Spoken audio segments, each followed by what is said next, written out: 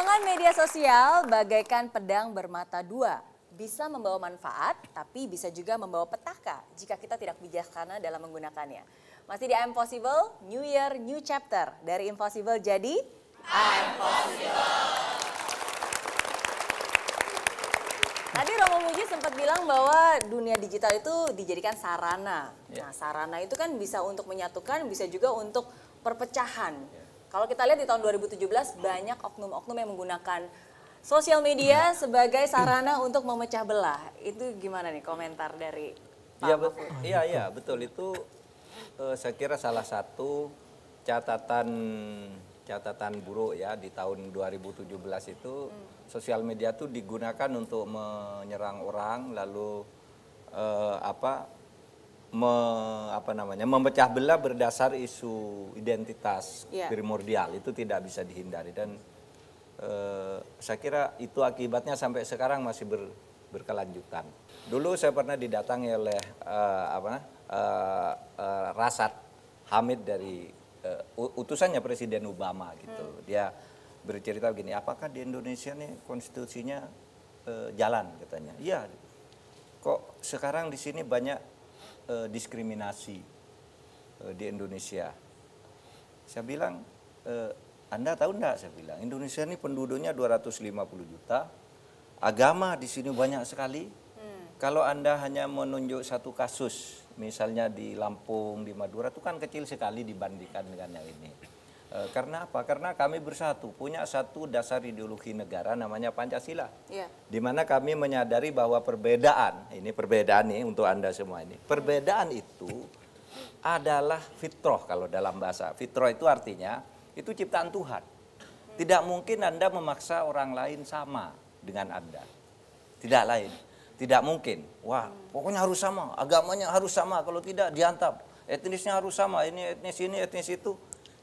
Itu ciptaan Tuhan justru untuk kemajuan kita gitu. Nah, itu sekarang itu digunakan di media sosial itu justru untuk memecah belah. Satu perkembangan yang buruk, bahkan itu untuk memobilisasi massa, kemudian membuat stigma-stigma tertentu tentang orang atau kelompok tertentu, terjadilah perpecahan-perpecahan. Betul, kan gitu. Karena mereka melihat ada celah yang bisa disisipi dan akhirnya yaitu mulai menyebarkan kebencian dengan cara yang sangat natural. Tapi itu kan sesuatu yang jahat ya. Iya, saya itu sebenarnya berharap sekali pada generasi ini, generasi muda ini. Kenapa tadi? Kita sudah bilang bahwa harus cerdas, tapi sekaligus juga bijaksana. Itu artinya Anda bagian dari seluruh hasil pendidikan nilai. Nilai itu apa? Apa yang berharga dalam hidup ini, yang baik, yang suci, yang indah, termasuk yang benar. Itu Anda dapatkan dari pepatah, ada sama dimakan, tak ada sama ditahan, lain lubuk, lain ikannya, lain ladang, lain belalang. Kita beda sekali nih. Dan yang paling dahsyat bahwa kita daratan dan sekaligus itu juga lautan, itu pepatah itu sebenarnya apa? Life wisdom, ya. Kebijaksanaan hidup untuk kita semua. Tapi karena salah pendidikan dulu, Anda mungkin tidak diajar, saya masih diajar, tapi suruh ngafalin. Selesai, karena hanya di sini aja kan. Dan itu dikatakan bahwa asam dari gunung, daratannya, gunungnya, garam dari laut, bertemu di mana? Bertemu di Belanga. Waktu saya cerita gitu ada yang tanya, Belanga itu apa Pak? Itu tempat masak. Ibu-ibu kita masak dengan itu. Artinya apa? Malam hari ini kita harus menafsir makna itu untuk tadi keberagaman yang masuk dan yang kita alami itu sendiri. Ketika ada isu-isu yang tidak benar, ketika fitnah itu disebarkan, apakah kita harus dibiarkan saja supaya itu tidak membesar karena makin lama ditimpali, wah nanti malah berantem, atau kita kasih tahu apa yang benar? Artinya lebih baik dicuekin aja atau kita klarifikasi? Yang benar yang mana sebenarnya? Peran itu saya kira bisa dilakukan oleh kita yang waras gitu ya. Waras. Banyak yang tidak waras. Akal sehatnya dipakai. Iya, akal sehatnya dipakai gitu. Gimana tuh caranya? Ya pertama tentu saja meluruskan. Ini yang benar. Tetapi jangan emosi juga. Yang bijaksana, yang datar-datar sajalah ya. Jangan emosi meluruskan ini yang benar. Tetapi kadang-kala kita menghadapi orang yang memang sengaja ingin ngaco. Sesudah diberitahu gini, pindah ke soal ini. Sudah diberitahu bahwa itu salah, ini yang benar, ini soal ini. Nah yang begitu itu dicuekin karena dia memang banyak loh itu adik-adik netizen itu hanya mencari panggung untuk ngaco. Iya. Lalu mereka membuat kelompok, kamu nanti yang jawab gini, kamu jawab gini, diserang begini gitu. Sehingga membuat persepsi ya yang sengaja ingin dia ciptakan untuk merusak gitu. Dan untuk adik-adik sekalian hati-hati, sekarang ada undang-undang ITE ya. Undang-undang ITE itu. Sekali Anda salah gitu, membuat fitnah misalnya Romo Moji di fitnah gitu, itu kena undang-undang ITE, terlanjur tersebar. Lihat pakar hukum kan, tahu sekali. Beliau lapor, bisa masuk penjara.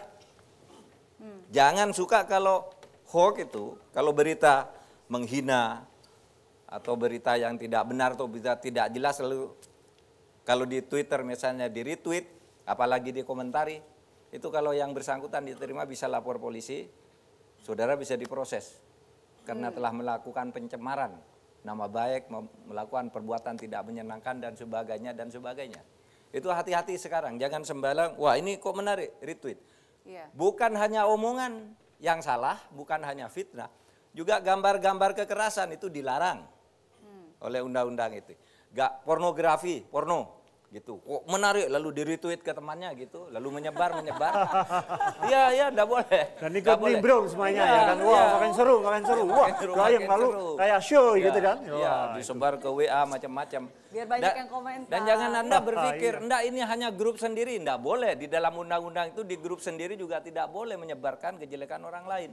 Kan ada tuh grup WA misalnya, ini hanya teman sekelas sendiri kok. Iya. Jadi yang kejelekan saling jelek di situ.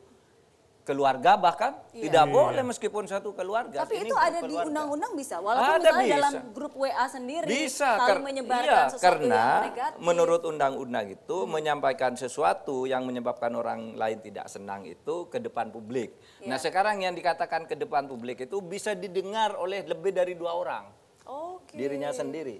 Nah kalau kita bertiga gini, lalu saya ini apalagi banyak begini gitu salah gitu. Viralnya sudah kemana-mana. Dampaknya. Hukumannya berat. Hati-hati loh. Baik. Ketika keonaran sudah terjadi, masihkah ada ruang untuk bisa berdamai? Nanti kita akan bahas setelah yang satu ini. Jadi jangan kemana-mana, tetap di I'm Possible. Dari Impossible jadi I'm Possible.